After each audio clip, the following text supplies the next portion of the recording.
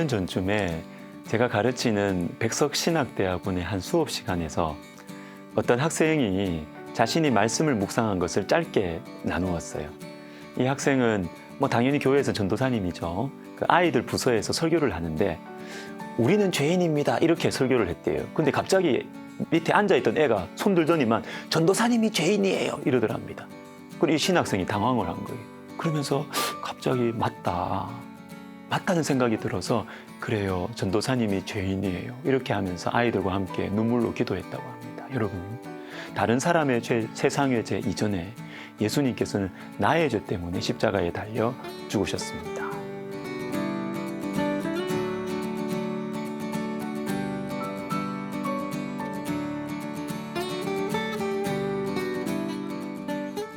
오늘 본문은 이사야 53장 4절부터 6절인데요. 매우 중요한 이 이사야 53장이 핵심입니다. 핵심. 한 가지만 생각해 보겠습니다. 중요한 질문을 던져야 한다는 것입니다. 지금까지는 예수님께서 어떤 고난을 당하셨는지 이걸 보여주었다면 이런 일이 있었다, 이런 일 당하셨다. 그런데 오늘 본문은 왜 예수님께서 고난을 당하셨는지, 왜 멸시와 버림과 강고와 질고를 겪으셨는지 이유를 말씀해 주십니다. 그런데 여러분, 4절로 이렇게 쉽게 넘어가면 안 돼요. 1절, 2절, 3절 예수님의 이 고난받으신 것을 읽으시면서 질문을 던져야 돼요. 왜 고난받으셨는가?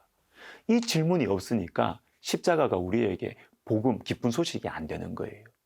우리는 인생의 고난을 당할 때 보통 던지는 질문, 왜 나에게 이런 일이 일어났는가? 이거죠.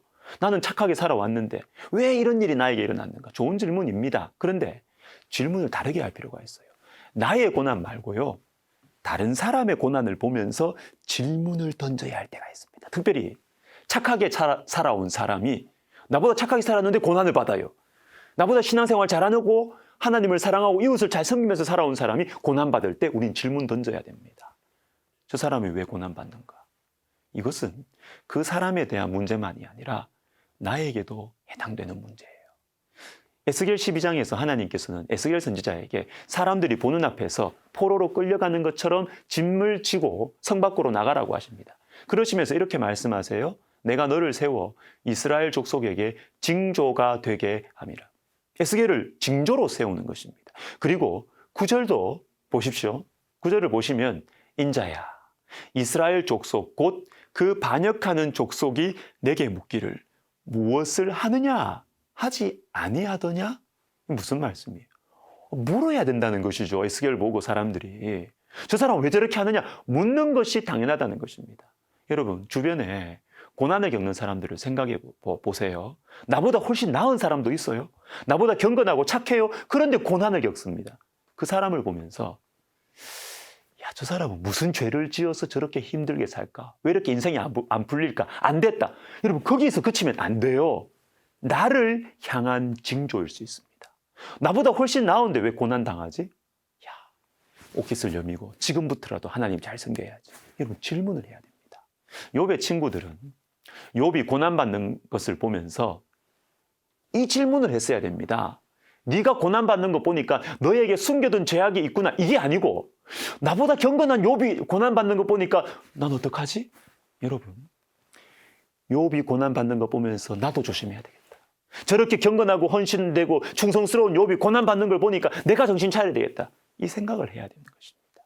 예수님께서 멸시와 버림과 간고와 질고를 당하시는 것, 이 1, 2, 3절까지의 말씀을 보면서 우리 속에서 질문이 나와야 됩니다. 왜 하나님의 아들이 고난받으시는가? 왜 죄 없으신 분이 저에게 저렇게 하나님에게 맞는가? 이 진지하게 이 질문을 해야 오늘의 본문이 복된 소식, 구원의 소식, 복음이 되는 것입니다. 이 질문 안 하면요. 십자가는 우리에게 감사와 감격으로 다가오지 않습니다. 놀랍지도 않아요. 하도 많이 봐서 당연한 것이니까. 여러분, 십자가가 당연하게 될 때 영적인 위험 신호입니다. 예수님께서 나를 위해 고난받으시는 것이, 내가 죽어야 할 죽음을 예수님께서 대신 죽으시는 것이 당연하게 다가올 때 우리의 영혼은 위험한 수준에 있는 것입니다. 여러분, 질문합시다. 답을 알고 있어도 질문해 봅시다. 예수님, 왜 십자가에 달리셨어요? 왜 고난받으셨어요? 왜 멸시와 버림과 간고와 질고를 겪으셨어요? 왜? 누구 때문에? 라는 찬양이 있죠. 누구 때문에 주님 십자가 지셨나요? 무엇 때문에 주님이 못 박히셨나요? 나를 위하여 주님 십자가를 지시고 나의 자랑이 되시기 위해 못 박혀 죽으셨으니 십자가를 지신 주님을 사랑합니다. 못 박혀 죽으신 주님을 사랑합니다. 여러분, 여기에서 갈려요. 예수님을 믿느냐 안 믿느냐의 차이는 여기에서 갈립니다. 누구 때문에? 예수님께서 십자가에 왜 달리셨느냐? 나 때문입니다. 나의 허물 때문이고 나의 죄악 때문입니다. 이 고백에 있는 사람은 예수님을 정말로 믿는 사람이에요. 그런데 다른 사람의 허물과 죄악 때문에 십자가에 예수님이 달리셨다고 생각하면 예수님을 진짜로 믿는 것이 아닐 수도 있습니다. 예수님은 온 인류의 죄악을 대신 지시고 십자가에 달려 죽으셨지, 맞는 말이에요. 그런데 여러분, 나 자신을 대신해서 죽으셨다는 사실 정말 믿으십니까? 나를 위한 십자가라는 사실을 정말로 믿으십니까? 혹시 나를 위한 십자가가 느껴지지 않으니까 대충 듣기 좋은 소리로 온 인류를 위한 십자가라고 혹시 때우시는 건 아닙니까? 여러분, 기독교 신앙은 공동체적이면서도 그 근본은 매우 개인적입니다. 개인적. 자기만 안다는 차원에서 개인적이라는 게 아니고요. 하나님과 나 사이의 개인적인 관계가 가장 중요하고 뿌리라는 것이에요. 나를 위한 십자가, 나를 대신한 고난과 죽으심에 대한 진심 어린 고백이 있을 때 공동체적인 신앙도 생기고 자라날 수도 있고 공동체를 섬길 마음의 힘과 깊이와 넓이가 생기는 것입니다. 고난주간.